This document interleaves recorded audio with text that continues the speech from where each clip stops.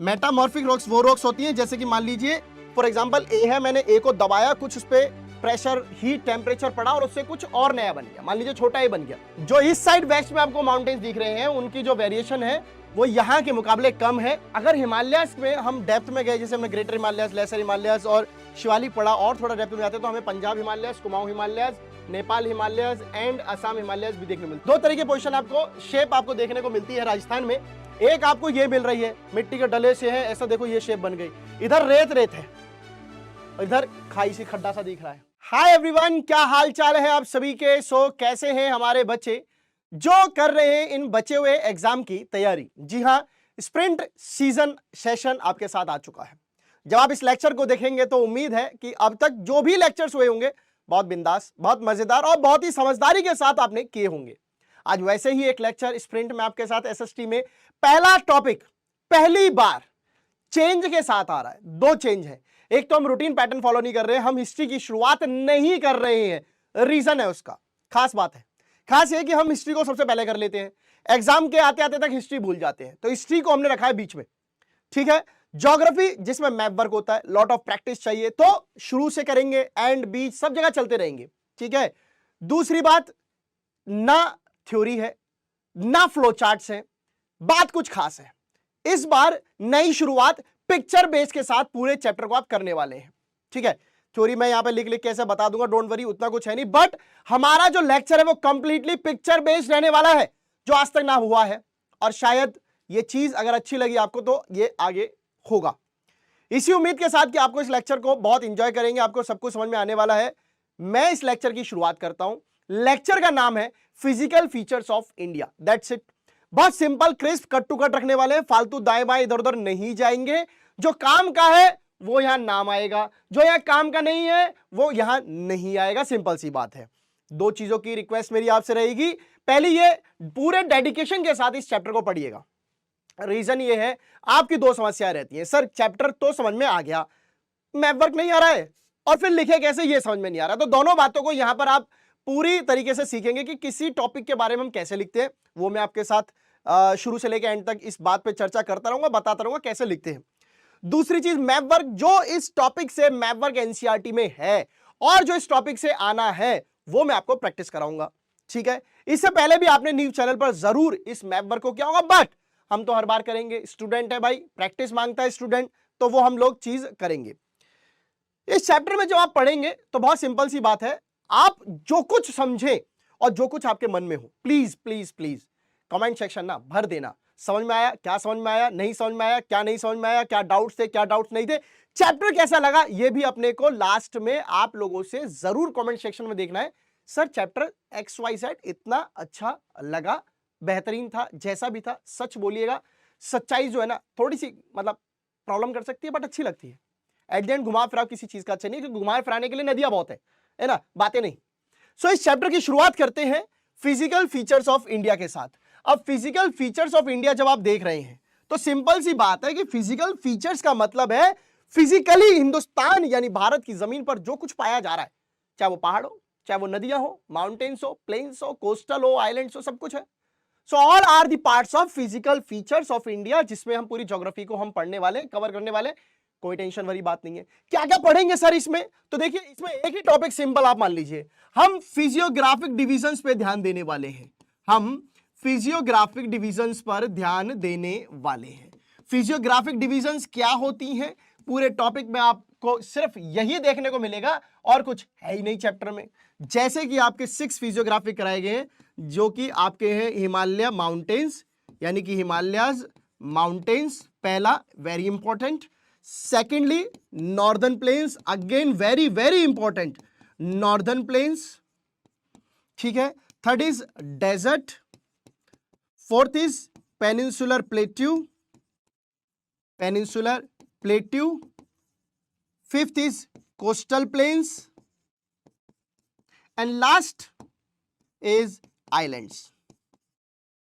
ये 6 टॉपिक अगर आपने पढ़ लिए, समझ लिए, तो यकीन मानना फिजियोग्राफिक डिवीजन मुट्ठी के अंदर आ गया और दुनिया की कोई ऐसी ताकत नहीं आपको एग्जाम में मार्क्स लाने से रोक सके।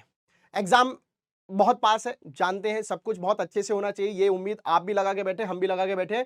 9th 10th doesn't matter, matter is की एग्जाम होता है और एग्जाम का प्रेशर सच में होता है बच्चों पर, इसमें भी कोई डाउट नहीं है। बट अच्छा करना है इस एग्जाम प्रेशर को, बहुत साइलेंटली आप एब्जॉर्व करें और बहुत एफिशिएंटली आप परफॉर्म करें, इससे बेहतर कोई बात नहीं हो सकती। इन 6 टॉपिक को जिस भी बच्चे ने समझ लिया उसका ये चैप्टर क्लियर हो गया, ठीक है। इसके बाद आप देखेंगे ज्योग्राफी में 1-2 चैप्टर और छोटे, जैसे इंडिया साइज और लोकेशन, वो आपको बहुत बेहतरीन तरीके से मैं समझाऊंगा और उम्मीद है वो भी समझ में आएगा। ऐसे सब समझाएंगे और कहानी शुरू होगी कैसे, पिक्चर बेस्ड। आप जहां भी रहते हो भारत में, जिस भी कोने में रहते हो, ये जो मेरे पीछे पिक्चर ऑफ फिगर्स जो आप देख रहे हैं, इन्हीं में से कहीं ना कहीं रहते होंगे। या तो बच्चे आप माउंटेन्स में रह सकते हैं, जो इस समय इस क्लास को देख रहे हैं, प्लीज कमेंट में बता दीजिए आप इनमें से कहां रहते हैं। अगर किसी ने बोला ना सर मैं तो रिवर में रहता हूं, क्रोकोडाइल थोड़ी हो, पापा के परे हो तुम, और परे मतलब परी परा ऐसा मगरमच्छ नहीं रहते। तो माउंटेन्स में रह सकता है कोई बच्चा, हिल्स में रह सकता है, वैलीज में रह सकता है, प्लेट्यूज में रह सकता है, प्लेन्स में रह सकता है, डेजर्ट में रह सकता है। इंडिया की जो लैंड है उसमें जो फिजिकल फीचर्स है वो काफी वेरिएशन के साथ है, काफी वैरायटी हमें देखने को मिलती है in terms of mountains, in terms of valleys, desert, coastal plains, islands, plains, plateaus, all of these। तो ये 6 फिजियोग्राफिक डिवीजन है जो हमें याद रखने हैं। अगर फिजियोग्राफिक डिवीजन में हम आए बच्चों, तो मैं आपको यहां पर बताऊं, फिजियोग्राफिक डिवीजन की अगर मैं बात कर रहा हूं, तो जब फिजियोग्राफिक डिवीजन हम पढ़ते हैं, जब फिजियोग्राफिक डिवीजन हम पढ़ते हैं, तो एक चीज हमको शुरुआत में एनसीईआरटी में भी दे रखी है, दो बातें पढ़ेंगे। दो बातें क्या है कि हमने एक पढ़ा सर पेनिनसुलर प्लेट्यू, और एक आएगा आपका क्या, हिमालयाज। एक इसके साथ लगा हुआ है क्या, प्लेन्स। प्लेन्स मतलब बच्चे समझ लेना नॉर्दर्न प्लेन्स की बात हो रही है। ये ओल्डेस्ट है, ये ओल्डेस्ट लैंड मास है, क्योंकि ये ब्रेक होके बना है। कैसे बना है वो मैं आपको अभी बताऊंगा। जस्ट मान लीजिए ये ओल्डेस्ट लैंड मास है एंड मोस्ट स्टेबल भी है, यहां ज्यादा उथल पुथल ऐसा नहीं हो रही है। दूसरी बात करें, हिमालयस एंड प्लेन्स दोनों ही रिसेंट फॉर्म है, यानी कि इससे तो नए हैं।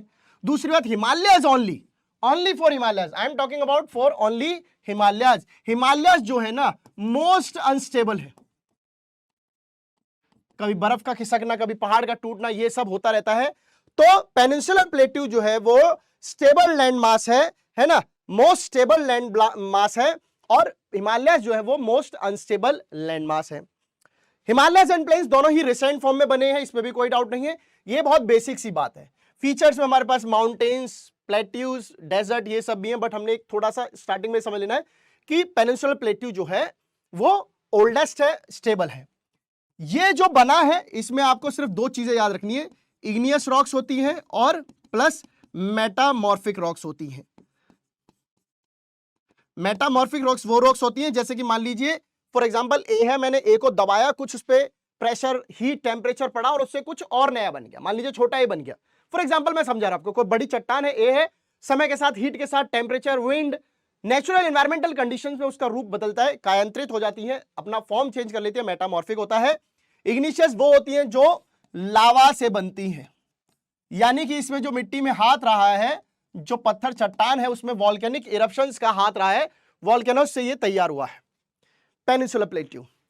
हिमालयस बाद में बने हैं, बाद मतलब पेनिनसुलर के बाद बने हैं, फिर तो हम पढ़ते ही आ रहे हैं, तो इस मतलब ये जवान हुए, यंग भी है भाई, वो ओल्ड है तो ये यंग है, स्ट्रक्चरली फोल्डेबल भी है, स्ट्रक्चरली फोल्ड भी मिलेंगे। क्यों? जब नीचे से प्लेट टकरा के ऊपर टूट के गई, जो ऊपर प्लेट थी उससे टकराई तो टकराते ऐसे मुड़ गया, और मुड़ते मुड़ते क्या हो गया, वो फोल्ड हो गए। जब आप नीचे से किसी को पुश करेंगे, अब मान लीजिए जैसे आपने कार्टून देखे होंगे, मैं ऐसे जाता हूं, टकराता हूं, तो क्या होता है, मेरी गर्दन ऊपर ऊपर ऐसे उठी।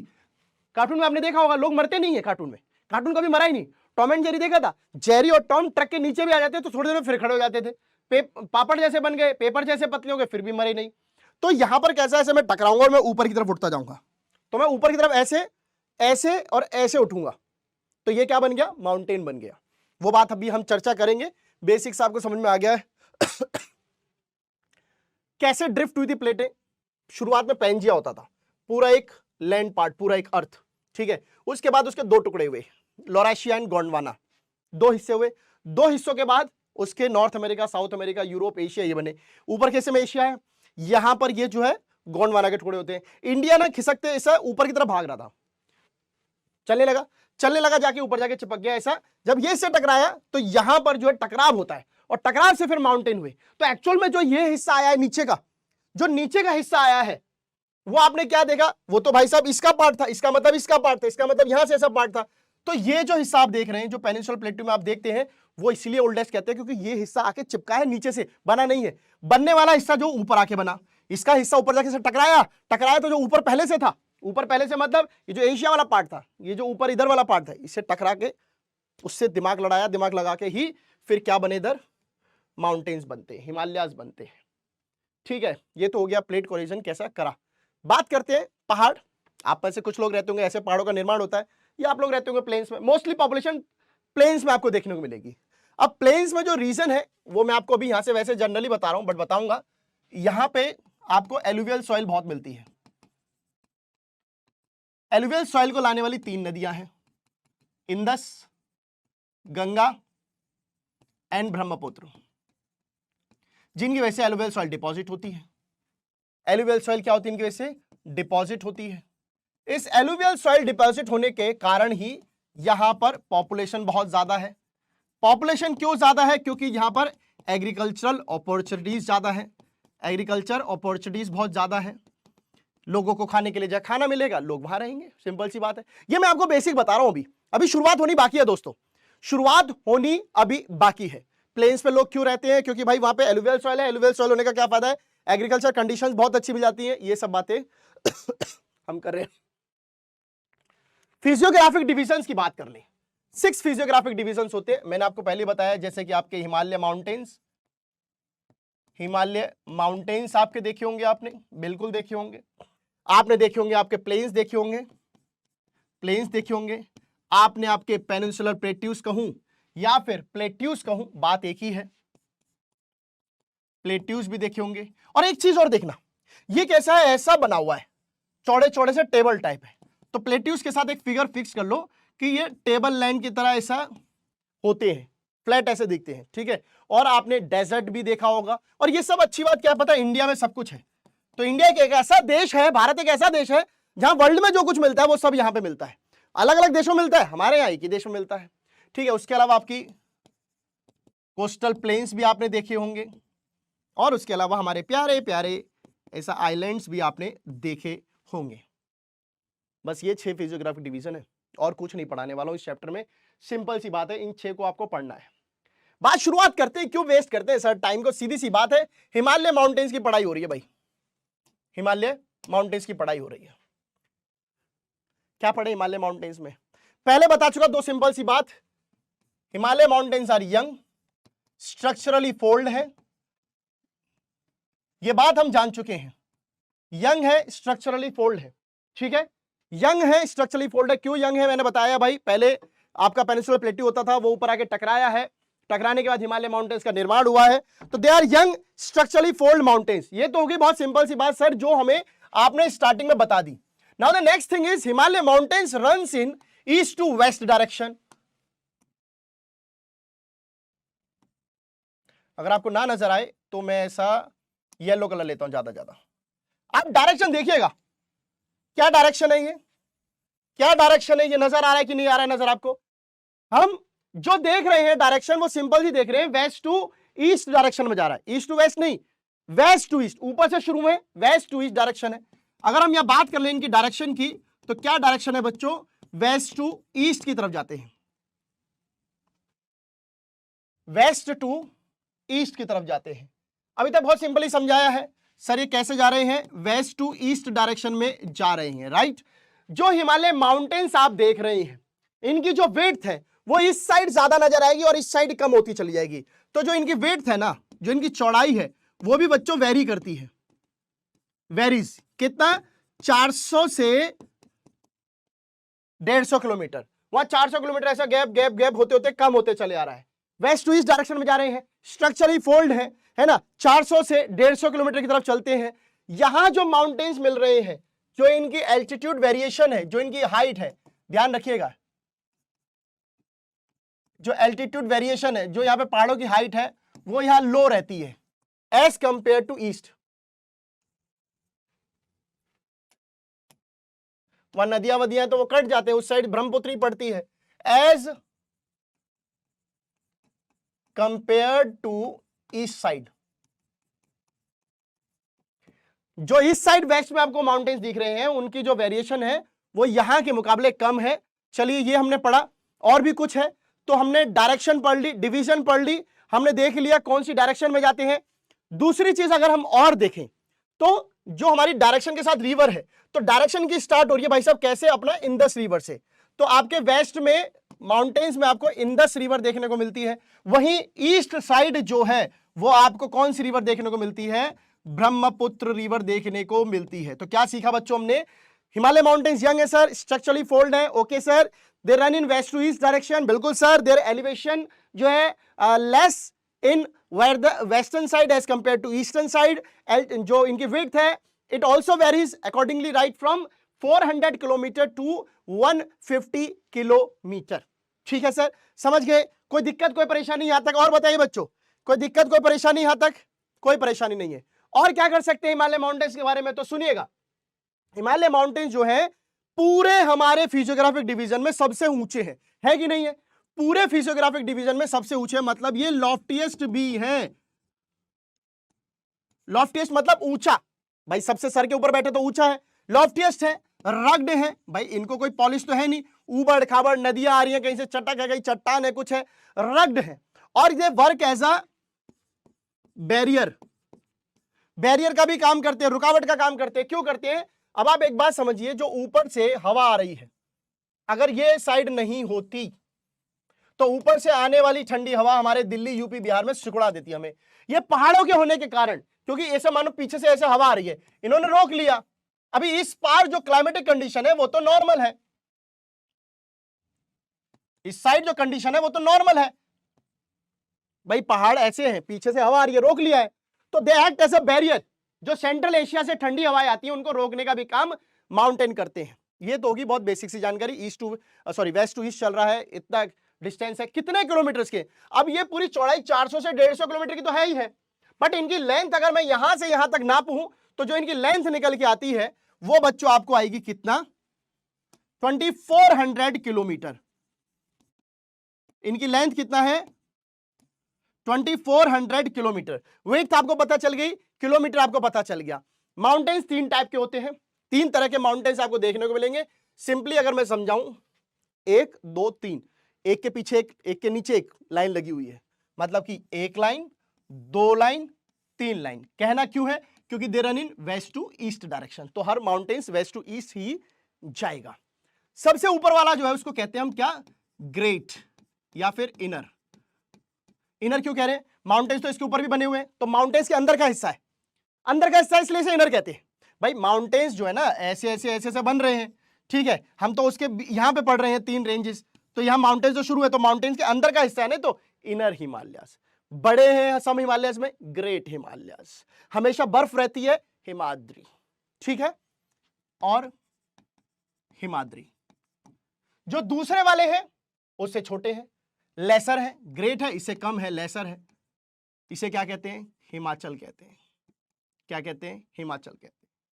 जो लास्ट का है वो बच गया है, यानी कि आउटर है, उसे शिवालिक कहते हैं। क्या कहते हैं, शिवालिक कहते हैं।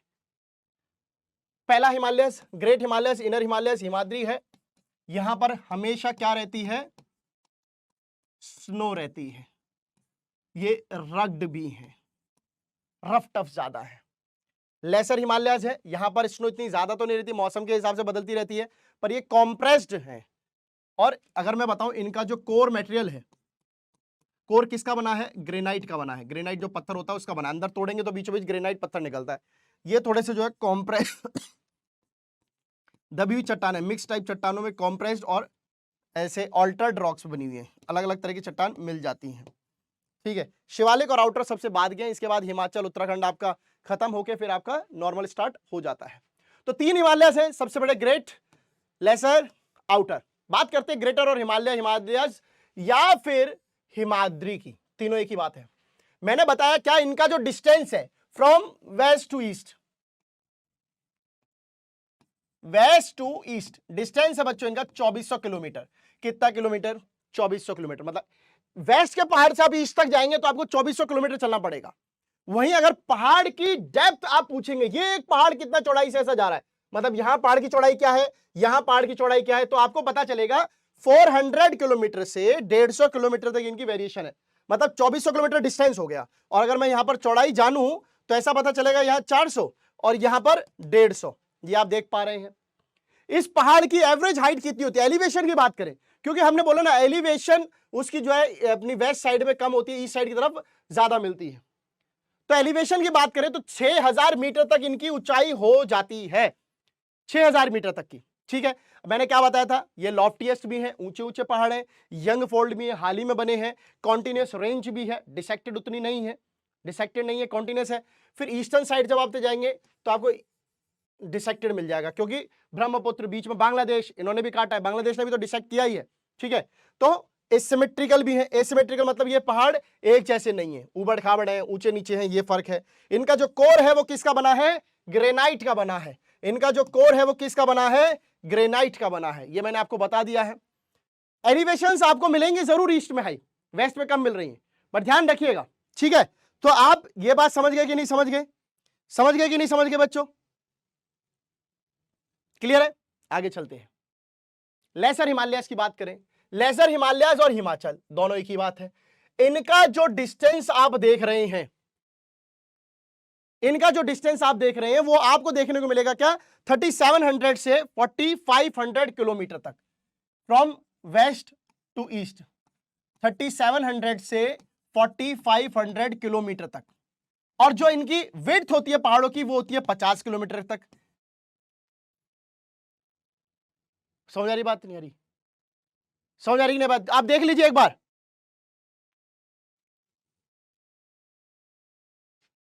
अच्छा सॉरी, डिस्टेंस नहीं, सॉरी सॉरी, डिस्टेंस नहीं है, एल्टीट्यूड है,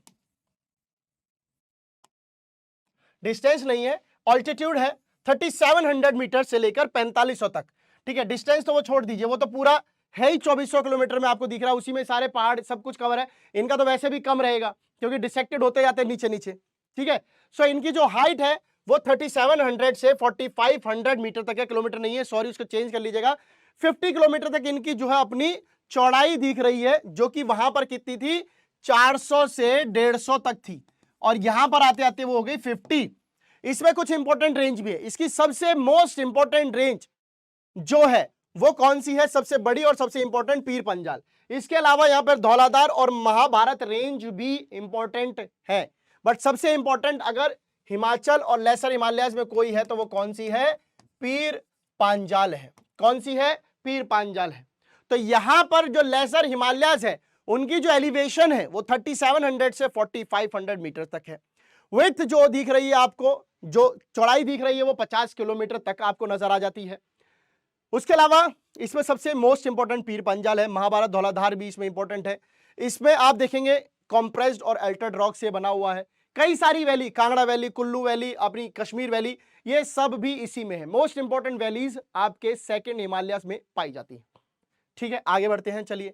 शिवालिक है, आउटर है, तो ऑब्वियसली बात है वहां 400 से 150 था, वहां 50 था, यहां 10 से 50 इनकी विड्थ होती है, और जो चौड़ाई है वो 900 से 1100 मीटर तक की हो जाती है। 6000 मीटर सबसे बड़े, 3700 से 4500 मीटर सेकंड, और आपका 900 से 1100 मीटर का आपके थर्ड हो जाते हैं। ये जो हिमालयाज है सबसे नीचे है, तो ऑब्वियसली बात है ऊपर से जो नदियां आती हैं तोड़ फोड़ करके जो लेके आती हैं, तो वो जो डिपोजिशन आपको दिखता है मिट्टी का, एलुवियल सॉइल का, वो आपको यहां देखने को मिलता है। यानी कि इसके बाद से आपको पॉपुलेशन और ज्यादा देखने को मिलेगी, यूपी, बिहार, हरियाणा, पंजाब, फिर लोग प्लेन एरिया जाता है तो फिर इसमें तो आपको पॉपुलेशन ज्यादा देखने को मिलती है, क्योंकि मिट्टी आ गई, मिट्टी आ गई तो उपजाऊपन आ गया, फर्टाइल सॉइल हो गई, फर्टाइल सॉइल हो गई तो फिर लोगों को एग्रीकल्चर के लिए मिल गया। इसलिए फिर उसके बाद जो है अच्छे खासे सेडिमेंट आते हैं, तो लोग यहाँ पे ज्यादा रहते हैं। जो लॉन्गिट्यूडल वैलीज हैं between lesser Himalayas and the Shivalik, उन्हें हम दून्स कहते हैं। दून्स क्या है, बेसिकली आपको जो घाटियां दिख रही हैं, जो आपके लेसर हिमालयाज और शिवालिक के बीच में जो घाटियां बन गई हैं, जैसे आपका देहरादून, जम्मू दून, दो बड़ी बड़ी पहाड़ों के बीच में अगर कोई घाटी, घाटी उसी को कहते हैं ना, पहाड़ों के बीच में आती, तो वो जब आती है उसे दून कहते हैं। तो देहरादून, ये आप समझ सकते हैं, आपसे ये पूछा जाए पेपर में कि दून कहां पाया जाता है, तो दून पाया जाता है सेकंड वाले पहाड़ यानी कि लेसर हिमालयस और सबसे बाहर वाले आउटर हिमालयस के बीच में पाया जाता है। ठीक है, अब जैसे मान लो वहां पहाड़ चल रहा हो, फिर इसके आगे कहीं आगे पहाड़ शुरू, तो बीच में लोग बस गए, तो ये दून है। बात करते हैं direction based division west to east. जब हम जाते हैं, हमने जो पहाड़ों को पढ़ा वो आपने पढ़ लिया भाई साहब, ऐसा रेंज बेस्ड डिवीजन बेस्ड हमने जो करा है अभी तक, वैसे वेस्ट टू ईस्ट के उसमें बताया कि 3 है। और अगर हम वेस्ट टू ईस्ट देखें, अगर आपको और बोल दिया जाए कि कैसे है, तो आप देखेंगे कि इस पार आपको पाकिस्तान मिलेगा, है ना, यहां आपको जो वो क्या मिलेगी, सिंधु नदी मिल जाएगी। मैं यहां पे ऐसा सिंधु नदी मार्क करके बता देता हूं आपको, इंदस रिवर मान लो आपको यहां से चल रही है, ठीक है, सो इंदस रिवर यहां मिल रही है, यहां आपको जो है सतलुज का मिल जाएगा। सो ये जो एरिया आपका जा रहा है, और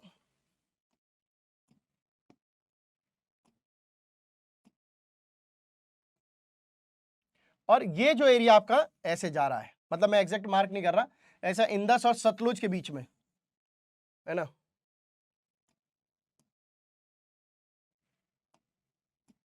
इंदस और ऐसे सतलुज के बीच में आपको जो मिलेगा उसका नाम है बच्चों क्या, पंजाब हिमालयाज। इंदस और सतलज के बीच का जो क्या है वो पंजाब हिमालयाज है, ठीक है। ये एरिया हमारा आप जानते हैं कि भाई ये एरिया हमारा पड़ जाता है इस एरिया में। इसके बाद अगर हम देखें यहां से यहां तक, और ये वाला जो एरिया है, यहां आपका उत्तराखंड वगैरह आ लेते हैं, इसे हम कहते हैं क्या, कुमाऊं हिमालयाज। कुमाऊं हिमालयाज जो कि किसके बीच में, सतलुज एंड काली रिवर्स के बीच में है। उसके बाद आपका, हाँ, यहां आपकी तिस्ता रिवर है, यहां से आपकी तिस्ता रिवर बहती है, तो काली, यहां काली रिवर है, काली और तिस्ता के बीच में जो है, काली और तिस्ता के बीच में जो है उसे कहते हैं हम नेपाल हिमालयाज। तो नेपाल भी यहां पर है, नेपाल हिमालयाज। और तिस्ता और आपकी दिहांग रिवर जो पड़ रही है, जो आप देखेंगे जैसे यहां से आप देख रहे हैं, यहां से जो आ रहे हैं, यहां जैसे मैं मान लेता हूं यहां दिहांग है, इसके बीच में जो है उसे हम कहते हैं क्या, असम हिमालयाज। अगर हिमालयाज में हम डेप्थ में गए, जैसे हमने ग्रेटर हिमालयाज, लेसर हिमालयाज और शिवालिक पढ़ा, और थोड़ा डेप्थ में जाते हैं तो हमें पंजाब हिमालयाज, कुमाऊं हिमालयाज, नेपाल हिमालयाज एंड असम हिमालयाज भी देखने को मिलता है। कोई डायरेक्शन में कोई दिक्कत मत करना, अपना सिंपल सी बात है, ये हिस्से पे जो आ रहा है आपका, यहां पर आप जानते हैं इंदस बहती है, रावी, चेनाब, सतलुज, फिर ये रिवर्स है, सतलुज और इंदस के बीच में आपका पंजाब आ गया। पंजाब वाले एरिया को हम अपने लोकली जो आपने सुना होगा जम्मू एंड कश्मीर हिमालयाज या फिर पंजाब हिमालयाज, दोनों ही नाम से जानते हैं, जम्मू एंड कश्मीर हिमालयाज, हिमाचल हिमालयाज ये भी कहते हैं। उसके बाद सतलुज से काली रिवर तक, काला पानी यहाँ पे जैसे काली रिवर बहती है, उस हिस्से को उत्तराखंड पड़ जाता है, कुमाऊं हिमालयाज कहते हैं। काली से तिस्ता तक असम, सॉरी, नेपाल हिमालयाज कहते हैं। तिस्ता से आपका दिहांग तक हम असम हिमालयाज कहते हैं। तो आप ये डायरेक्शन देख सकते हैं, बहुत सिंपल है, मैप ऐसे मार्क करना। कैसे मार्क करोगे कि भाई कुछ नहीं करना, आपको यहां पर ऐसा कर लेना, ये डायरेक्शन एक यहां पे मार्किंग आ जाए तो ऐसा पेपर में मार्क करोगे तो इंदस यहां मार्क कर देना, यहां ऐसा सतलुज जा रही है, सतलुज जैसा पास में मार्क कर देना, ये सर पंजाब हो गया, इतना बच गया। इससे ये नेपाल टच हो, वहां पे उतना कुमाऊं हो गया। नेपाल से ये जो अपना भूटान और बांग्लादेश शुरू हो रहा है, इसके बीच में नेपाल हो गया। यहां से जो बच गया वो असम हो गया। सिंपल ऐसे मार्क करना सीखो। आगे चलते हैं, तो सुनिए, उसके अलावा ये जो हिमालयाज हैं ये आगे भी चल रहे हैं, ठीक है, वेस्ट टू ईस्ट गए। फिर सडनली हमने देखा कि आप देखते होंगे ऐसी आपको मैप एकदम से अचानक ऐसे ढलान मिल जाती है। ढलान मिले तो पहाड़ियां भी मुड़ी हैं। पहाड़ियां कौन सी हैं? क्योंकि ये ईस्टर्न साइड है, इसलिए इनको पूर्वांचल हिमालयाज कहते हैं। ये ईस्टर्न साइड है, इनको पूर्वांचल हिमालयाज भी कहते हैं। इसमें आपका Patkai hills, Naga hills, Manipur hills, Mizoram hills. तो आपका जो है पटकाई, ये आपका नागालैंड, म्यांमार का जो अपर रीजन है उसमें नागालैंड उस रीजन में आ जाता है। फिर नागा हिल्स, इसमें आपका अरुणाचल प्रदेश भी शेयर हो रहा है। यहाँ पे आपका अरुणाचल प्रदेश एंड नागालैंड दोनों शेयर होता है, बता दें आप लोगों को।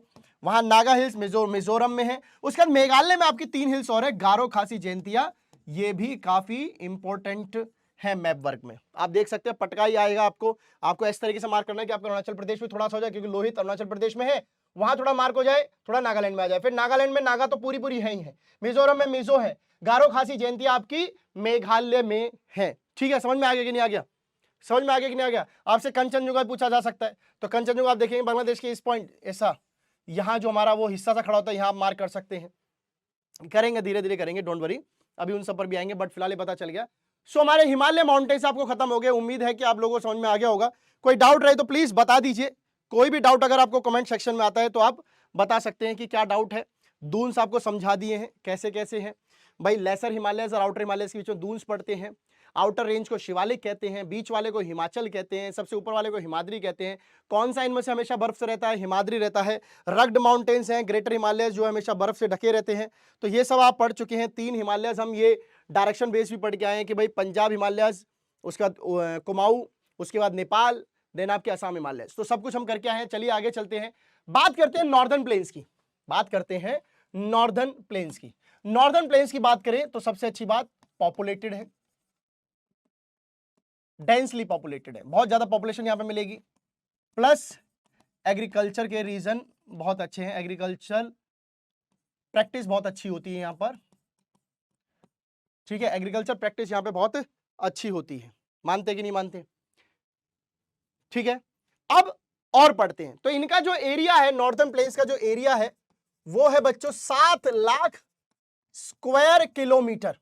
कितना किलोमीटर? 7 लाख स्क्वायर किलोमीटर, बहुत बड़ा इलाका है, बल्कि मैं ये कहूंगा कि सबसे बड़ी रेंज घेरने वाला यही इलाका है। इस प्लेन की अगर टोटल डिस्टेंस अगर हम बात करें किलोमीटर में, ये तो चलो एरिया में फैला हो गया, टोटल अगर डिस्टेंस देखते हैं तो इसका 2400 किलोमीटर तक आ जाता है। और वेरिएशन भी जो है चौड़ाई की वो भी डिपेंड करती है, अभी आप पढ़ेंगे, जैसे कि प्लेन्स में आपकी सारी नदियां वदियां ये सब जाके नीचे जो डिपोजिशन करती है वो एरिया प्लेन्स होता है। प्लेन एरिया की टोटल जो एरिया है वो 7 लाख स्क्वायर किलोमीटर है, 2400 किलोमीटर इसकी पूरी डिस्टेंस दूरी पड़ती है। जैसा कि मैंने आपको बताया फीचर्स अगर हम नॉर्दर्न प्लेन्स के पढ़े, 2400 किलोमीटर पूरा लंबा है, ये जोन पूरा जो है वो 2400 किलोमीटर तक का है। चौड़ाई की बात करें तो ऐसे ऐसे जो चौड़ाई जा रही है 240 से 320 किलोमीटर तक चौड़ाई आपको देखने को मिलती है। ऑब्वियसली बात है, ईस्ट साइड तो ये इतना चौड़ा है नहीं, सेंट्रल जोन में ज्यादा चौड़ा मिलता है, ठीक है। हाईली पॉपुलेटेड है, डेंसली इसमें जनसंख्या लोग रहते हैं, एग्रीकल्चर प्रैक्टिस बहुत अच्छी होती है। अब प्लेन्स को भी हमने 3 हिस्सों में डिवाइड कर दिया। पंजाब प्लेन्स याद करो, अगेन वही, तो आपको वेस्ट पार्ट जो है वो पंजाब प्लेन्स हो जाता है, इसलिए आप देखेंगे कि भाई जो ये एरिया ऐसे पड़ रहा है तो हमने ये पंजाब हो गया, तो ये एरिया तक हमने पंजाब रख दिया ऐसे, क्योंकि ये एरिया पंजाब हरियाणा वाला वही है। उसके बाद जब आपकी घाघरा और घग्गर रिवर, गंगा रिवर बहती है, उस सेंट्रल पार्ट को हमने यहां तक ले लिया पूरा, क्या आपका गंगा प्लेन, झारखंड, वेस्ट बंगाल, छत्तीसगढ़ वाला ये एरिया तक, यहां तक हम पूरा ले गए। जो लास्ट में जो बच रहा है, जो इस सब देखेंगे ना बांग्लादेश के ऊपर वाला हिस्सा, तो वो हो गया ईस्टर्न पार्ट, तो वो रहेगा ब्रह्मपुत्र प्लेन। तो 3 हिस्से आपको देखने को मिले, वेस्ट साइड पंजाब, क्योंकि पंजाब प्लेन है, ये वेस्ट साइड है, ये गंगा प्लेन है जो सेंट्रल है, जो ईस्ट साइड है वो ब्रह्मपुत्र प्लेन है। उम्मीद है कि आपको समझ में आ गया होगा, आया कि नहीं आया? कि सर प्लेन 2400 किलोमीटर लंबे हैं, 7 लाख स्क्वायर किलोमीटर में फैले हुए हैं, 240 से 320 किलोमीटर चौड़े होते हैं, 3 हिस्से डिवाइडेड है, पंजाब सेंट्रल, ये eastern side Brahmaputra, central Ganga, Punjab Indus Satluj Ghaghara, और अपना जो है यहाँ फिर आपको पता ही है तिस्ता रिवर आती है, उसके बाद तिस्ता एंड दिहांग रिवर। तो सिंपल सी बात है, समझ जाओगे नहीं समझ जाओगे। डिवीजन ऑफ नॉर्दर्न प्लेन करें अकॉर्डिंग टू रिलीफ फीचर के अकॉर्डिंग करें, तो रिलीफ फीचर की बात यह है कि आप मान के चलो आप माउंटेन पे खड़े हो, माउंटेन से सब नदियां का उद्गम है, मतलब ओरिजिन पॉइंट है, वहां से निकलती है, वहां से निकलने का 2 प्लेन्स की तरफ जाएंगी। तो मान लो हिमालय से रिवर निकली अपने साथ बड़े बड़े चट्टान और पत्थर लेके निकली, चट्टान पत्थर यहां डिपॉजिट हो गए। जहां बड़े बड़े पत्थर होते हैं, उस हिस्से को क्या कहते हैं? भाबर कहते हैं। क्या कहते हैं बच्चों से? भाबर कहते हैं। क्या कहते हैं? भाबर कहते हैं, ठीक है। 8 से 10 किलोमीटर तक चौड़ाई में चलते हैं।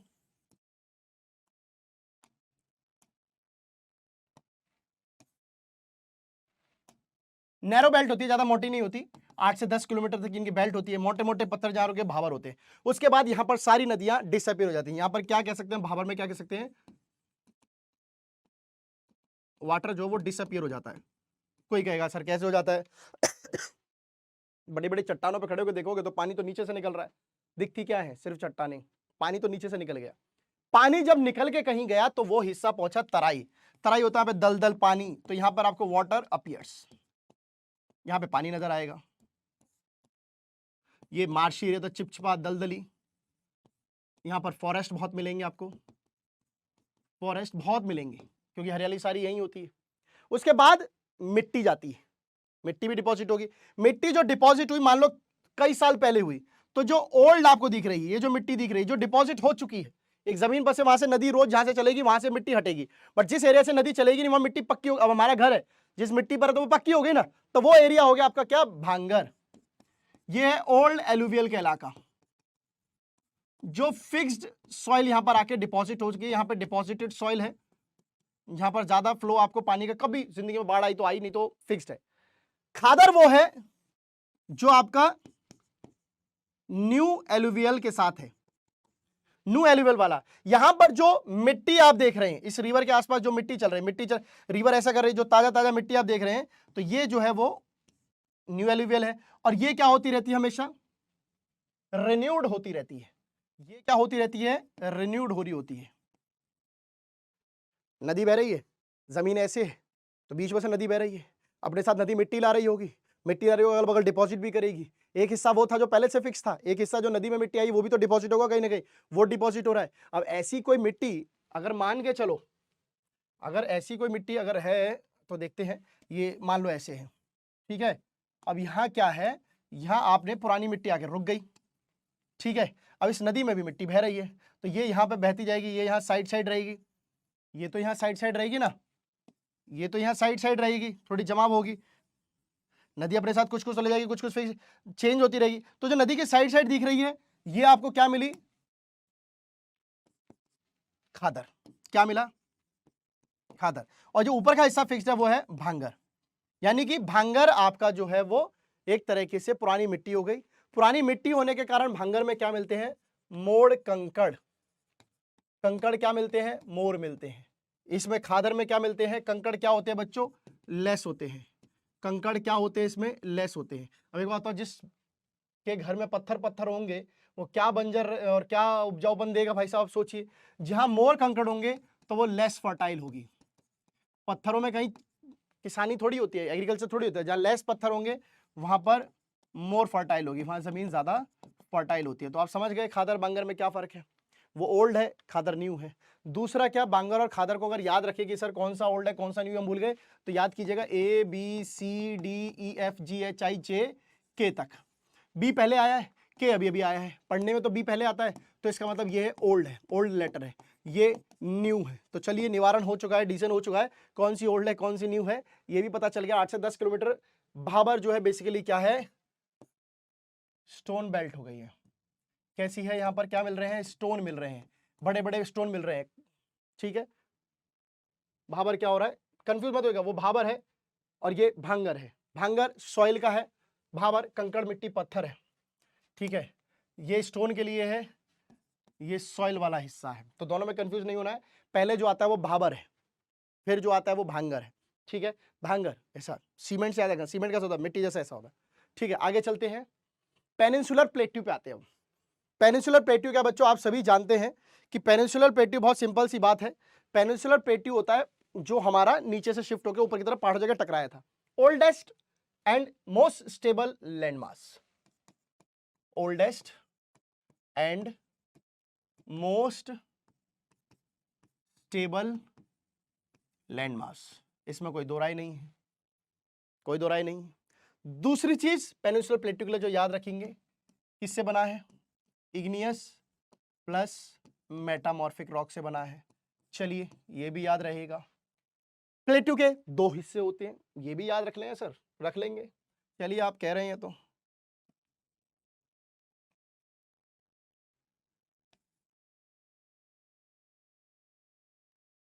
ठीक है, दो हिस्से होते हैं इसके, चलिए अच्छी बात है। इसे हम सेंट्रल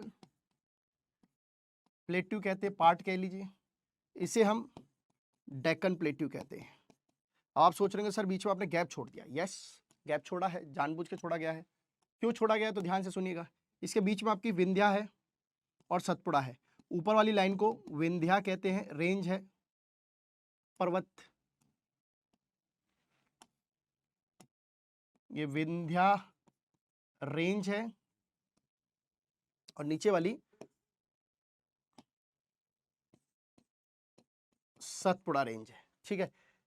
इसी रेंज की वजह से इन दोनों में बीच में डिवीजन देखने को मिलता है, अदरवाइज पूरा फिर प्लेट्यू एक होता। चलिए ये भी कोई बात बड़ी नहीं है। विंध्यन रेंज के ऊपर जो आपने यहां पर देख रहे हैं, अगर मैं यहां पर बात करूं तो ये जो पॉइंट है इसको आप कहेंगे मालवा प्लेट्यू, ठीक है, और क्या कहेंगे, मालवा प्लेट्यू। और जो ये वाला जो जोन है इस साइड, जो झारखंड छत्तीसगढ़ वाला ये जोन है, इसे कहते हैं हम छोटा नागपुर प्लेट्यू। इसमें भी कोई दिक्कत परेशानी नहीं है। डेक्कन प्लेट्यू हो गया, छोटा नागपुर प्लेट्यू हो गया, उसके ऊपर आप गंगा प्लेन देख रहे हैं, इधर प्लेन्स है। अब आप मैप में आ जाइए तो मैप में आप बहुत कुछ समझ पाएंगे। क्या है ये, माउंटेन्स है सर, बिल्कुल सही, ये माउंटेन्स है, ये प्लेन्स है, ये डेजर्ट है, ये आपका वेस्टर्न ईस्टर्न घाट मिल रहा है, ठीक है कि नहीं। वेस्टर्न ईस्टर्न घाट इसके अंदर है, मतलब ये बाहर वाला जो हिस्सा जो कोस्ट के सारे वो कोस्टल प्लेन कहते हैं, ये जो बाहर हैं ये आइलैंड्स हैं। सो लगभग सारा हमारा यहाँ पे कवर हो जाता है। प्लेट्यू आपका बीच में आप पढ़ ही रहे हैं। अब आते हैं आपके मैप पर, जहाँ मैप पर हम कुछ कुछ समझेंगे। चलिए समझ लेते हैं, समझने वाली चीजें हैं, थोड़ी अच्छी हैं। तो ये आपका डेक्कन प्लेट्यू मैंने ऐसे मार्क करके आपको बता दिया, दिस इज डेक्कन प्लेट्यू। इसके ऊपर सतपुड़ा रेंज, विंध्यन रेंज, ये मालवा प्लेट्यू, ये छोटा नागपुर प्लेट्यू, ये पूरा जो है वो सेंट्रल पार्ट है। सर आपने डायरेक्शन बनाई है, कुछ एम से बनाई है, चाहते तो आप इसे इक्वल रख के बना सकते हैं। तो there is a region, there is a region बच्चों। रीजन क्या है, ये जो सेंट्रल पार्ट आपको दिख रहा है, ये जो वेस्ट साइड है ये ब्रॉड है, वेस्ट साइड ब्रॉड है, और जो ईस्टर्न साइड है, किसकी बात कर रहा हूं, प्लेट्यू की बात कर रहा हूं। प्लेट्यू की जो ईस्टर्न साइड है वो नैरो है, इक्वल नहीं है। राजस्थान वाली साइड ऊंचा है, क्योंकि हमेशा ही पोजीशन आपको ऐसी कुछ देखने को मिलती है शेप, ठीक है। चलिए, मालवा प्लेट्यू इसके ऊपर है, विंध्या सतपुड़ा रेंज है, उसके बीच में नर्मदा तापी नदी जाती है। आगे हम हिल्स के बारे में पढ़ेंगे। तो ये आपका प्लेट्यू है पूरा पूरा। प्लेट्यू किससे बना है, इग्निशियस प्लस मेटामॉर्फिक रॉक से बना हुआ है। मोस्ट स्टेबल लैंड मास है, ये भी हम जानते हैं, ठीक है ना, ये भी हम जानते हैं। अब आपके इस साइड जो है आपको दिखेगा अरावली रेंज भी है, अरावली रेंज भी है भाई साहब, वो अपना वेस्टर्न साइड से, राजस्थान से डेजर्ट वाले एरिया और प्लेट्यू में अलग कोई कर रहा है तो वो अरावली रेंज है, ठीक है। दो आपको बुंदेलखंड बघेलखंड देखेंगे। बुंदेलखंड जो आपको देखने को मिलता है भाई साहब, ऐसा यहाँ उत्तर प्रदेश की तरफ मैं ऐसा मार्क कर रहा हूँ रफली, यहाँ देखने को मिलता है, और वो एमपी में देखने को मिलता है बुंदेल। तो बुंदेलखंड, वैसे पेपर में इससे कुछ नहीं आना है, बुंदेलखंड आपका यूपी में है, बघेलखंड आपका एमपी में है, इसी प्लेट्यू में पड़ता है, एमपी में है। चलिए, बुंदेलखंड को तो छोड़िए, बघेलखंड तो खैर इसी में ही है पूरा।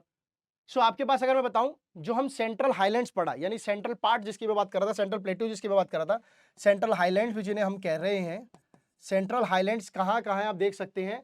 ये मालवा प्लेट्यू वाला हिस्सा और छोटा नागपुर प्लेट्यू वाला हिस्सा, इस हिस्से को कहते हैं, इस हिस्से को कहते हैं। तो आप ध्यान से सुनिएगा, the part of peninsular plateau lying to the north of Narmada river. North of Narmada river का क्या मतलब है, ये नर्मदा रिवर है आपकी, ये नर्मदा है, इसके नॉर्थ में, तो मैंने गलत तो नहीं बताया कुछ भी, मार्किंग आप याद रखना। North of Narmada river covering a major area of Malwa plateau is known as central highland. जो इस हिस्से को मैंने बताया आपको क्या, सेंट्रल हाईलैंड है ये, और इस हिस्से को हम सेंट्रल हाईलैंड कह रहे हैं, जैसे नॉर्थ ऑफ नर्मदा से ऊपर वाले को सेंट्रल हाईलैंड। दो हिस्से हो गए, सेंट्रल हाईलैंड, छोटा नागपुर प्लेट्यू बीच वाले हिस्से में, ठीक है। तो ये याद रखिएगा। दूसरा क्या, it is wider in west, narrower in the east, ये भी मैं आपको बता चुका हूं। तो आप समझ चुके हैं कि पोजिशन कुछ इस तरीके से ही आपकी चलती है, फिर विंध्या, सतपुड़ा, और फिर आपका डेक्कन प्लेट्यू। तो इस तरीके से आपको प्लेट्यू याद रखना है। कोई दिक्कत कोई परेशानी यहां तक तो प्लीज बता दीजिए एक बार, प्लीज बता दीजिए कोई एक बार कोई दिक्कत परेशानी हो तो, ठीक है। छोटा नागपुर प्लेट्यू कहां खत्म हो रहा है, ये चीज अगर आप जानना चाहोगे तो छोटा नागपुर प्लेट्यू कहां खत्म हो रहा है, बहुत बेसिक सी बात है। छोटा नागपुर प्लेट्यू कहां खत्म हो रहा है, तो मैं आपको बताऊं, ये आपको महानदी दिख रही है, नहीं दिख रही होगी एरो की वजह से, ये महानदी रिवर है, इसके यहां से दामोदर रिवर भी जाती है, यहां से दामोदर के बाद से छोटा नागपुर प्लेट्यू खत्म हो जाता है। मतलब इसका ईस्टवर्ड एक्सटेंशन कोई है, अगर छोटा नागपुर प्लेट्यू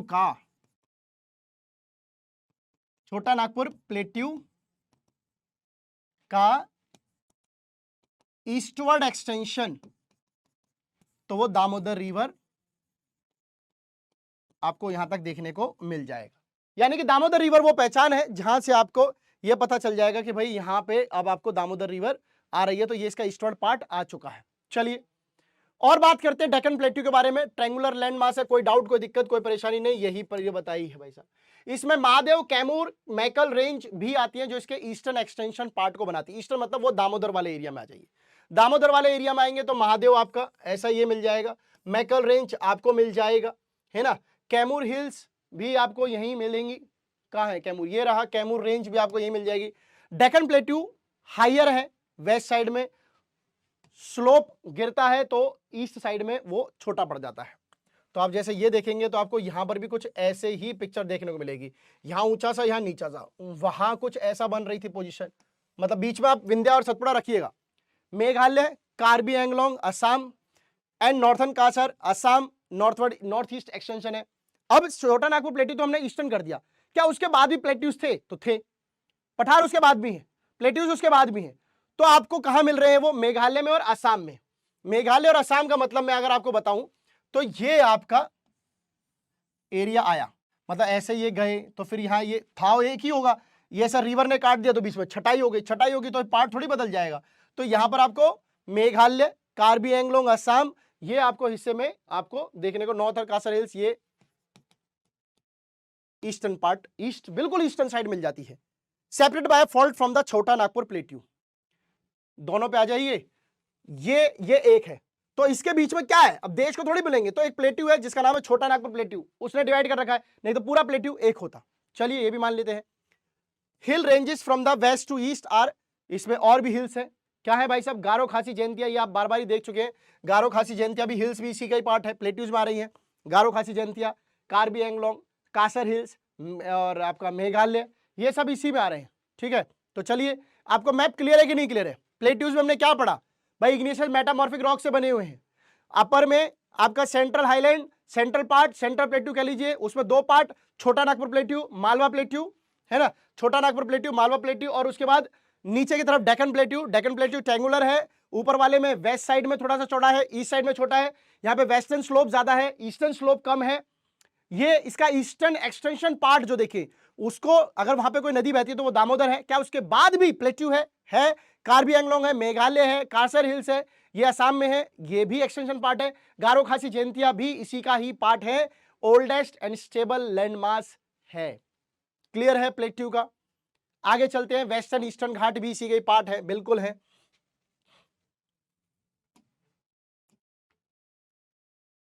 ये रहा वेस्टर्न घाट, ये रहा ईस्टर्न घाट। ईस्टर्न घाट्स वेस्ट जो साइड आप देख रहे हैं, जो ये अरेबियन सी आपको दिख रहा है, अरेबियन सी और वेस्टर्न कोस्ट। वेस्टर्न कोस्ट क्या होता है? ये वाला होता है। ये क्या है? वेस्टर्न कोस्ट है। वेस्टर्न कोस्ट दो चीजों के बीच में दबा हुआ है, वेस्टर्न घाट और अरेबियन सी। क्योंकि जैसे अब आपने मान लीजिए ये बनाया मैप, ये वेस्टर्न घाट अंदर की तरफ है, वेस्टर्न घाट अंदर की तरफ है, ठीक है। ये ईस्टर्न घाट है, तो मैं इसे राइट से बना लेता हूं। ये ईस्टर्न घाट है, ये वेस्टर्न घाट है, ठीक है, कोई दिक्कत कोई परेशानी नहीं है। ये अरेबियन सी है, ये बे ऑफ बंगाल है, ठीक है भाई। कोस्ट तो इनके सहारे होते हैं ना, कोस्ट तो हम इनको कहते हैं, समुद्र के बिल्कुल चिपटी हुई जमीनों से कोस्ट कहते हैं। तो ये क्या है? ये वेस्ट साइड है तो वेस्टर्न कोस्ट है, ये ईस्ट साइड है तो ईस्टर्न कोस्ट है। तो यानी कि ईस्टर्न घाट और बे ऑफ बंगाल के बीच में, सॉरी, ईस्टर्न घाट और बे ऑफ बंगाल के बीच में ईस्टर्न कोस्ट है, अरेबियन सी और वेस्टर्न घाट के बीच में वेस्टर्न कोस्ट है। वेस्ट साइड की बाउंड्री वेस्टर्न कोस्ट बनाता है, ईस्ट साइड की बाउंड्री ईस्टर्न कोस्ट बनाता है। ऐसा क्या मैं पढ़ाता है? सिंपल सी बात ही तो बता रहा हूं, कोई टफ तो है ही नहीं, ठीक है। वेस्टर्न घाट की बात करें तो वेस्टर्न घाट कॉन्टिन्यूअस है, क्योंकि यहां से इतनी रिवर दिख नहीं रही है। बट जब आप ईस्टर्न की तरफ जाते हैं, यार रिवर गोदावरी, कावेरी, कृष्णा, है ना, आपकी महानदी, दामोदर वामोदर, ये सब इस तरफ ही दिखती है आपको। तो ये रिवर की वजह से कट जाते हैं। अगर मान के चलो ऐसा पहाड़ भी रहे होंगे तो आप क्या बोलोगे? ऐसा नदियां काट के गई होंगी, नदियां काट के गई होंगी। तो वहां तो नदियां ऐसी दिख ही नहीं रही, वहां तो दो नदियां हैं बस। तापी यहां से नीचे से शुरू एमपी में, और फिर ऊपर से नर्मदा है।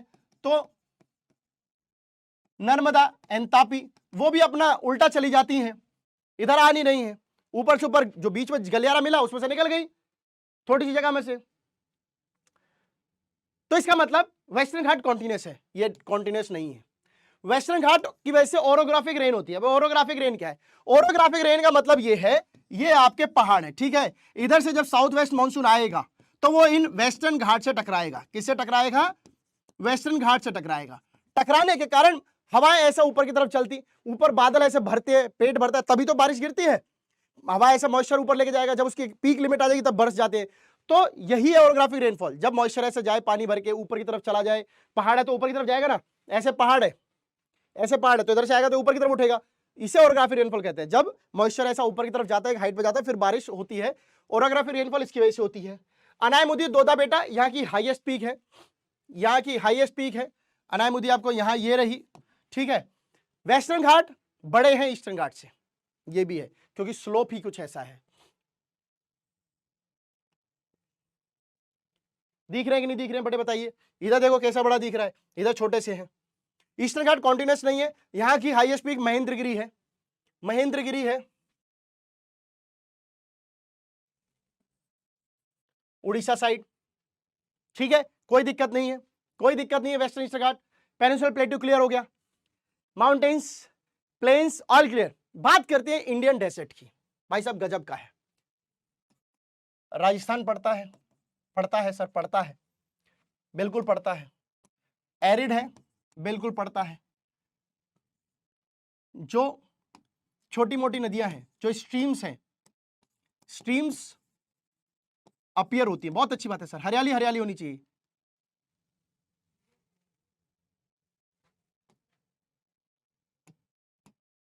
हरियाली हरियाली होनी चाहिए, नहीं है, ग्रीन नहीं है, ग्रीन नहीं है, क्योंकि जो स्ट्रीम अपीयर होती है वो ड्यूरिंग होती है, during rainy season only, during rainy season बारिश होती है तब, इसका मतलब बाकी दिन सूखा सूखा एरिड है। एकमात्र नदी बड़ी है जिसका नाम है लूनी रिवर, सबसे बड़ी रिवर है राजस्थान की लूनी रिवर, और कुछ है ही नहीं। कांटेदार पेड़, ऊंट ऐसा भर भर के चल रहे हैं, देख रहे ऊंट, देख रहे हैं ऊंट, हाई फाई ऊंट है, चल रहे हैं। यहां पर जो बारिश होती है वो 150 मिलीमीटर से भी कम की होती है। तो राजस्थान में क्या समझ में आया, एरिड क्लाइमेट है सर। रिवर्स ज्यादा नहीं है, एकमात्र है राजस्थान में सबसे बड़ी रिवर लूनी है, ठीक है सर। बारिश होती है वो 150 mm से कम होती है। रिवर्स में जो स्ट्रीम्स है, यहाँ की जो हेल्पफुल नदी, स्ट्रीम मतलब छोटी मोटी जो सहायक नदियां हैं वो होती है, बट जब बारिश होती है तब नजर आती है, वरना ये नजर नहीं आती है। समझ में आई कि नहीं बात, समझ आ रही कि नहीं बात, बिल्कुल समझ में आ रही है। चलिए, दो तरह की पोजीशन आपको देखने को मिलेगी, घूमने कोई गया है कि गया होगा, दो तरह की पोजीशन आपको, शेप आपको देखने को मिलती है राजस्थान में। एक आपको ये मिल रही है, मिट्टी के डले से है, ऐसा देखो ये शेप बन गई, इधर रेत रेत है और इधर खाई सी खड्डा सा दिख रहा है, ये क्या है, आधा चांद देखा है कभी, ऐसा बनता है, ये क्रेसेंट टाइप शेप है, ये क्रेसेंट शेप है जो नॉर्मली बीच राजस्थान में मिल जाती है। उसके अलावा एक शेप और मिलेगी आपको, ये जो लाइन सी भागती दिख रही होंगी, ये लाइन दिख रही होंगी आपको, मिट्टी की ऐसी ऐसी लाइन दिख रही है, ये बड़ी बड़ी लाइनें भी दिखती हैं, पाकिस्तान जैसलमेर, उधर जैसलमेर और पाकिस्तान वाले बॉर्डर की तरफ दिखती है, इनको कहते हैं लॉन्गिट्यूडनल ड्यून्स, लॉन्गिट्यूडनल ड्यून्स, और इन्हें कहते हैं बर्चन्स। मिट्टी के फ्लो होने के स्टाइल है, मिट्टी राजस्थान में मिट्टी दो तरीके से बहती है, ऐसा स्टाइल बना के या ऐसे धार की तरह बहती बहती भागती है सांप की तरह, उसे लॉन्गिट्यूडनल, उसे बर्कन्स कहते हैं। बात करते हैं कोस्टल प्लेन्स की, क्या बात करें साहब, अभी तो पढ़ाया, कितना आराम से तो पढ़ा रहे, कहीं कोई इधर नहीं आ रहा भाई, आता नहीं है, टेक्नोलॉजी, टेक्नोलॉजी फेलियर। चलो ब्लैक से ही दिखेगा, रेड से भी दिख सकता है। Western Ghats no problem, eastern Ghats no problem, coastal plains land area near to sea उसे कहते हैं, यानी कि इधर इधर इधर इधर इधर इधर इधर तीन पार्ट है, अरेबियन सी वाली साइड, कोंकण, कन्नड़, मालाबार, सबसे नीचे का ये मालाबार, ये कोंकण और ये कन्नड़, स्पेशली गोवा जैसा वो दिख रहा है। इधर आएंगे बे ऑफ बंगाल वाली साइड, दो है नॉर्दर्न सिरकार्स एंड कोरोमंडल, ठीक है, ये उड़ीसा वाला यहां से गए नॉर्दर्न सिरकार, यहां से यहाँ आए कोरोमंडल। टोटल कितने कोस्ट हुए, 5, 3 इस तरफ 2 इस तरफ, ठीक है। कोस्टल प्लेन्स है, जो आपको दिखेगा, जो बारिश का पानी जो आ रहे हैं वो इधर से भर के चलते हैं भाई साहब, और ये आपको दोनों प्लेन्स में आपको देखने को मिल जाएगा। बात करते हैं एक ऐसी लेक जो लार्जेस्ट सॉल्ट वाटर लेक है इंडिया में, वो क्या नाम है उसका, चिलिका लेक। कहाँ पाई जाती है, उड़ीसा में पाई जाती है। उड़ीसा का नक्शा लोगे तो ये नीचे की तरफ जो है यहाँ पर ये आपको चिली का लेक मिल जाएगी। मैप वर्क के अकॉर्डिंग बता रहा हूं, मैप वर्क के अकॉर्डिंग बता रहा हूं भाई साहब, ठीक है। तो आपको ये भी ध्यान रखना है। बात करते हैं आइलैंड की, क्योंकि अब छोटे छोटे टॉपिक हैं, चैप्टर खत्म होने को है, तो ज्यादा ऐसा टेंशन नहीं है। उम्मीद है आप लोगों को समझ में आया होगा। समझ में आया तो एक बार भरकर कमेंट सेक्शन बता दो कि सर यहां तक कोई प्रॉब्लम नहीं है तो भी बता दो। प्रॉब्लम तो प्रॉब्लम है, समस्या का समाधान होगा। समस्या, मुद्दा और कहां से पैदा हुई, समस्या क्या थी, उसका रीजन कॉज क्या था, और वो क्यों अराइज हुई, ये तीनों बातों का सॉल्यूशन करना ही इज सॉल्यूशन। आइलैंड पे आ गए हैं। 2 आइलैंड आपको देखने को मिलते हैं, लक्षद्वीप, अंडमान निकोबार। मतलब ये जो है ये आपको देखने को मिलते हैं जी, मिलते हैं। क्या करें, आइलैंड है, Arabian sea, bay of Bengal. Lakshadweep island की बात करें, पहले ये शुरुआत में छोटे छोटे कई सारे आइलैंड थे, कोरल आइलैंड से बना है। कोरल मतलब छोटे मोटे मछलियां, जीव जंतु होते थे ना, वो मर जाते थे, उनकी डेड बॉडी जमा हो कैसे घाटी सी, खाड़ी सी बन जाती है, ऐसा पक्की जमीन हो जाती, ऐसे बहुत सारे छोटे छोटे आइलैंड दिखते थे शुरुआत में, क्योंकि ये बहुत सारे अलग अलग थे। तो ऐसा ये 3 पार्ट आपको देखने को मिलेंगे लक्षद्वीप के, लक्षद्वीप, मिनिकॉय एंड अमनदीप, ये 3 पार्ट थे। बट हुआ क्या, 1973 में इनका एक नामकरण किया गया, तीनों को मिलाकर बना दिया गया लक्षद्वीप। लक्षद्वीप एक ऐसा आइलैंड है जिस पर एक क्या मिलेगा आपको, एक पिट्टी आइलैंड भी है, इस पर एक पिट्टी आइलैंड भी है, जो क्या है, पिट्टी आइलैंड, जहां पर क्या है, बर्ड सेंचुरी, चिड़ियाघर भाई साहब, चिड़ियाघर तो क्या है, ऐसा चिड़िया संरक्षण वाला एरिया है।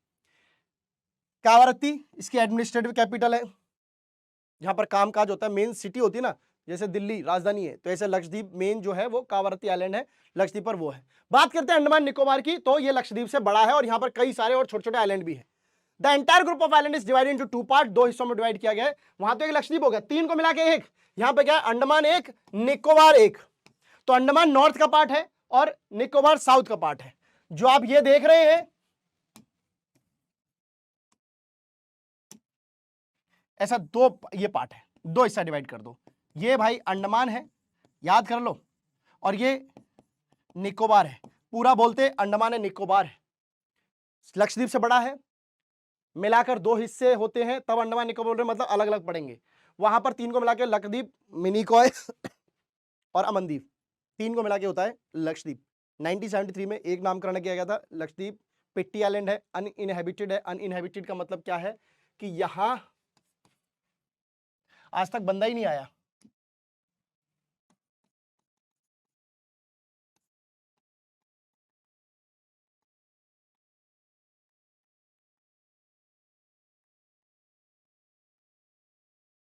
कोई बंदा ही नहीं है यहाँ पे, बंदे का पर परा कुछ नहीं। बात करते हैं मैप वर्क।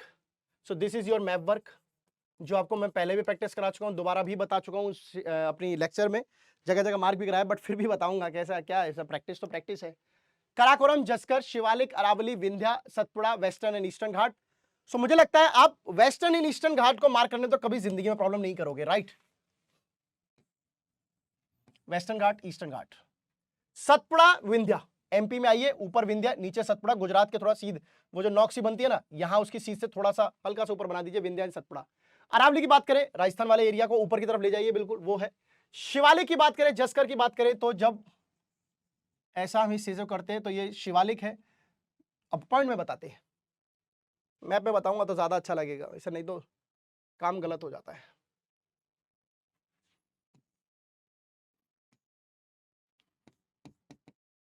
ईस्टर्न घाट,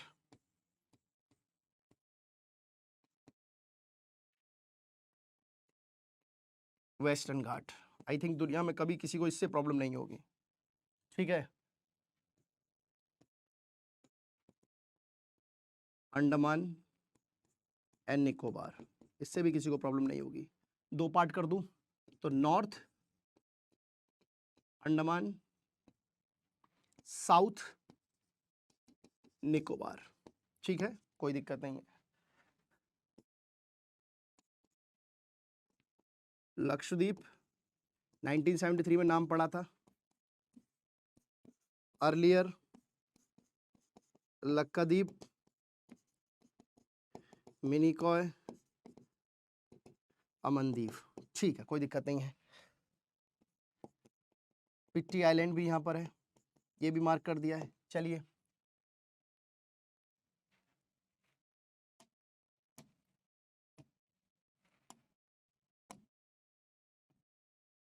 नॉर्दर्न सिरकार,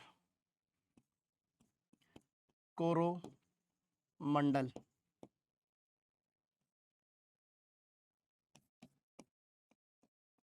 कोंकण, कन्नड़,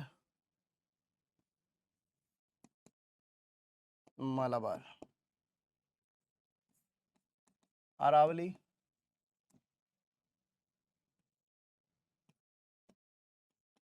विंध्या, सतपुड़ा, छोटा नागपुर, प्लेट्यू, मालवा, प्लेट्यू, गारो, खासी, जैंतिया। ठीक है,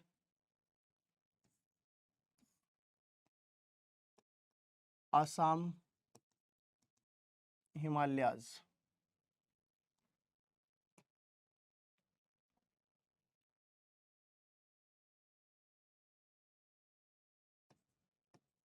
K2, और क्या क्या था यहाँ पे, शिवालिक, जस्कर, हो गया ना।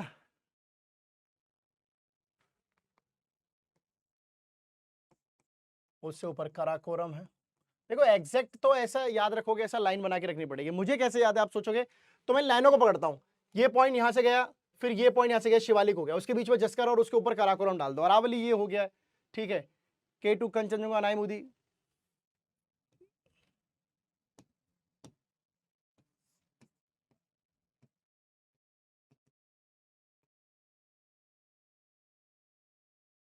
यहां पे अनाईमुदी,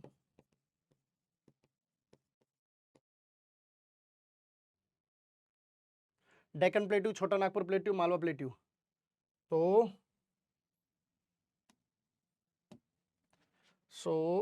ये एरिया हम डेक्कन प्लेट्यू का कर देते हैं। मालवा प्लेट्यू हो चुका है, मालवा प्लेट्यू बच्चों ये एरिया है। ठीक है, विंध्या ये है विंध्या,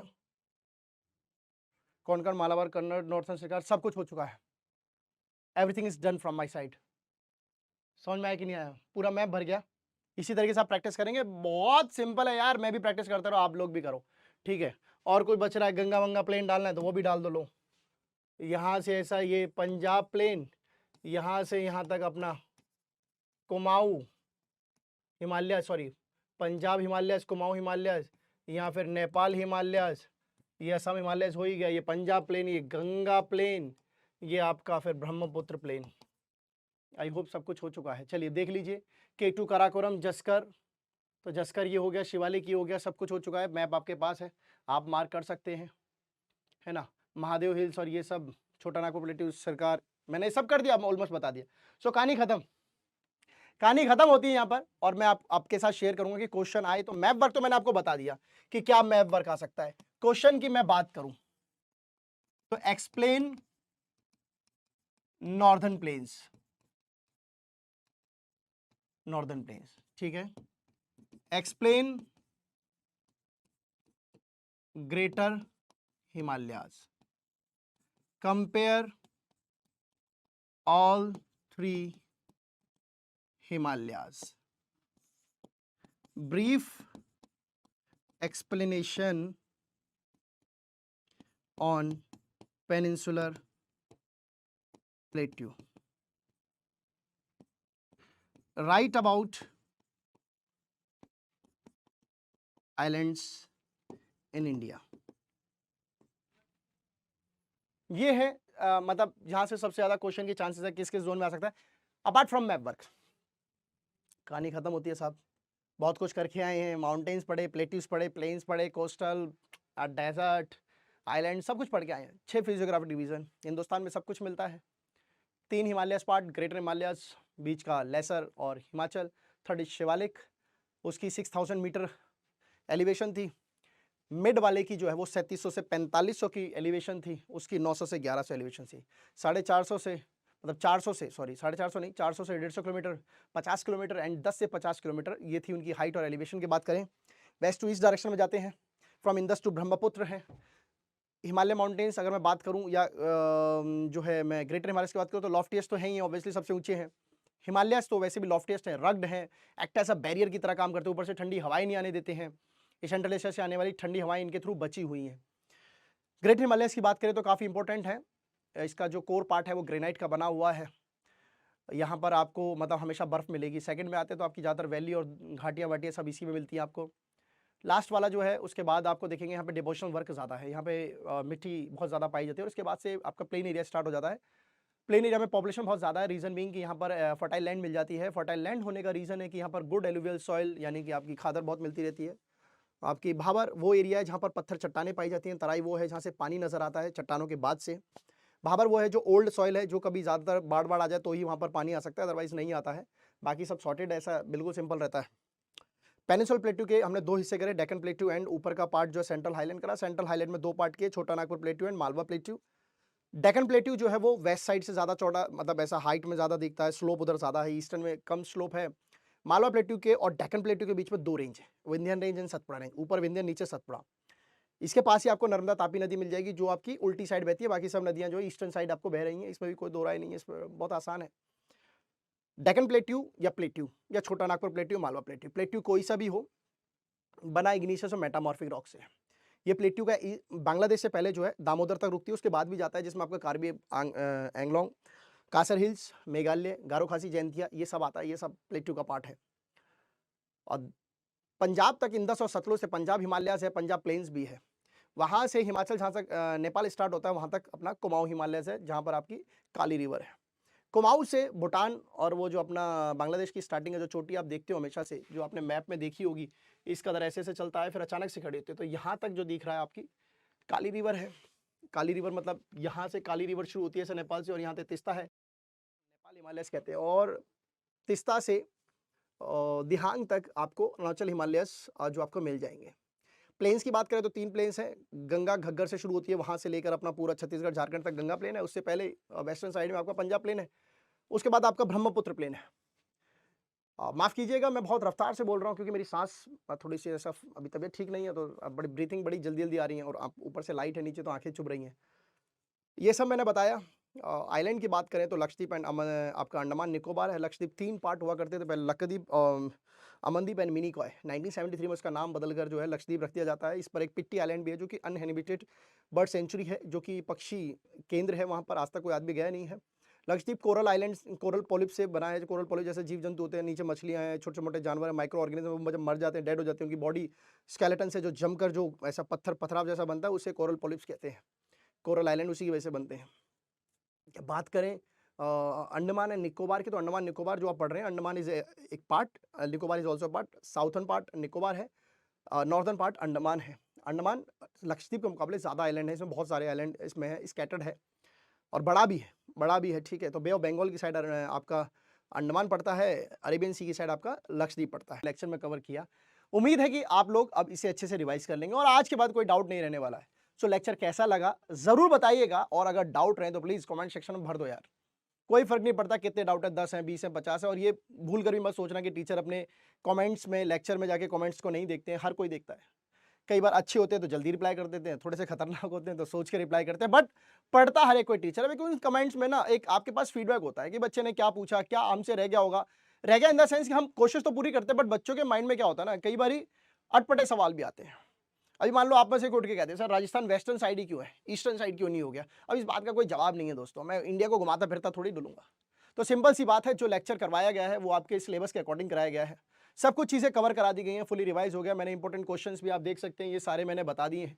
आप इन सब पार्ट को कवर कर लेंगे, मैप वर्क कर लेंगे, तो आपका ये चैप्टर जो है पूरी तरीके से फिनिश हो जाएगा, और आशा है अब कोई डाउट नहीं रहेगा। सो मिलेंगे एक और नए लेक्चर में, जहाँ शायद आपका ज्योग्राफी का इंडिया साइज एंड लोकेशन आने वाला होगा, वो भी एक बेहतरीन और शानदार चैप्टर आपका रहने वाला है। पिक्चर बेस करेंगे, अगेन बोल रहा हूँ, थ्योरी लीस्ट यूज की गई है, आपने पूरे उसमें देखा है। फोकस इज ऑन की पिक्चर के थ्रू स्टोरी आपके माइंड में रखी जाए। वक्त कम है, समय कम है, चीज़ों को याद रखना ही बेस्ट है। रही बात आपकी वो प्रॉब्लम की सर आता तो सब कुछ है, फिर लिख नहीं पाते, तो देखिए मैं यही कहूँगा कि सैम्पल पेपर को प्रैक्टिस करें, क्वेश्चंस को प्रैक्टिस करें, क्वेश्चन को समझें। और मुझे उससे लगता है उसके साथ रूट इशू ये है कि आप पढ़ते तो बहुत जल्दबाजी में, डिक्लेयर बहुत जल्दी कर देते हो कि पढ़ लिया याद हो गया, होता कुछ नहीं है। तो चीज़ों को पहले पढ़ें, फिर रिकंसाइल माइंड में ऐसा लगाएं कि क्या क्या पढ़ा था, क्या था इंडियन प्लेन्स में, क्या था क्वेश्चन, तभी तो लिख पाओगे। जब चीजें माइंड में आएंगी तब लिखी जाएंगी उंगलियों से। अब आपके माइंड में सिर्फ ये चल रहा है, लर्न कर लिया, सब कुछ हो गया, अब देखता हूं क्या नहीं होगा। भाई कुछ नहीं होगा। होने के लिए माइंड में चीजें होनी चाहिए, तब उंगलियां चलती हैं, वो रहेंगी तो सब कुछ होगा। सो उम्मीद है कि आप लोग इस चैप्टर को समझेंगे, फिर अपने माइंड में याद करेंगे, एक बार फिर से ध्यान लगाएंगे क्या पढ़ा क्या नहीं पढ़ा। पेपर, सैंपल पेपर बनाएं, सॉल्व करें आंसर उनके, लिखने की कोशिश करें। पेपर से पहले सचिन तेंदुलकर जी जो है क्रिकेट में जाने से पहले समझ रहे नेट में प्रैक्टिस होती है, वो इसीलिए होती है ताकि आप वहां जाके मेन ग्राउंड पे फेल ना हो जाए। अचानक ऐसे उठ के चले जाएंगे, आज खिला तो बोल्ड भी हो सकते हैं। Practice makes a man perfect और women perfect. So practice is much needed for any level, या फिर वो ग्राउंड हो, एग्जाम हो, कुछ भी हो, दुनियादारी कुछ भी हो बच्चों, प्रैक्टिस तो आदमी को बहुत जरूरी है। तो आप पढ़ के जाइएगा, मैथ प्रैक्टिस करके जाइएगा, थ्योरी प्रैक्टिस कीजिएगा। और बहुत बहुत धन्यवाद इस क्लास को पढ़ने के लिए। आई थिंक आप लोगों को सब कुछ समझ में आ चुका है। मिलेंगे एक और नई नेक्स्ट, अपने जो नेक्स्ट लेक्चर आएगा उसमें मिलेंगे, और मस्ती करो, धमाल करो, मजे करो, पढ़ाई करो, आराम से खाओ पियो, माँ बाप की सेवा करो, माँ बाप को खुश रखो और उनके लिए हमेशा आगे बढ़ते रहो। और मुबारकबाद आप सभी को कि आपकी स्प्रिंट सेशन शुरू हो चुका है। एक बार फिर से आप सभी को बोल रहा हूँ। चलिए तो एंड करते हैं अपने इस लेक्चर का, मिलेंगे फिर एक नए लेक्चर के साथ। बहुत अच्छी शुरुआत करी है स्प्रिंट सीजन में आपने। So thank you so much, bye bye, take care, good night, अपना ख्याल रखिएगा। जो भी बच्चा इस समय देख रहा है गुड नाइट बोलेंगे ऐसा बाद में, सर हमने तो दिन में देखा आपने गुड नाइट बोला, तो मजाक नहीं करने का, सीरियस होकर पढ़ाई करनी है, बहुत अच्छे से करेंगे। मिलते हैं नेक्स्ट लेक्चर में, बाय, सी यू बच्चों।